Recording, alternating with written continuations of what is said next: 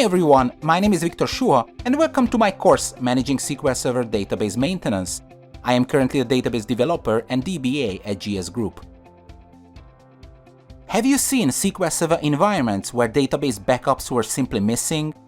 Or the existing backups could not be restored, causing data loss for the customer? Have you had troubles implementing index maintenance to resolve query performance problems? How would you manage a database corruption that can occur at any time? In this course, we are going to explore what database maintenance is, why planning it is important, what tools you can use to implement and optimize it.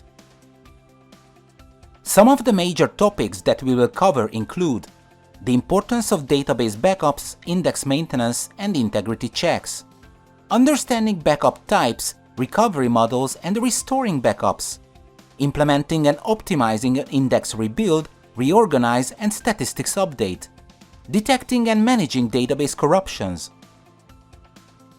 By the end of this course, you'll know why database maintenance is important, why you should plan it, and how to implement and optimize the various maintenance tasks, both with your on-premises SQL Server and with Azure SQL Database.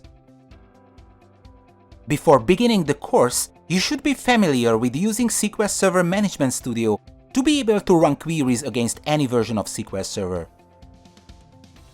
From here, you should feel comfortable diving into database maintenance and indexing with courses on SQL Server indexing and index fragmentation internals, automatic tuning in Azure SQL Database, SQL Server maintenance plans.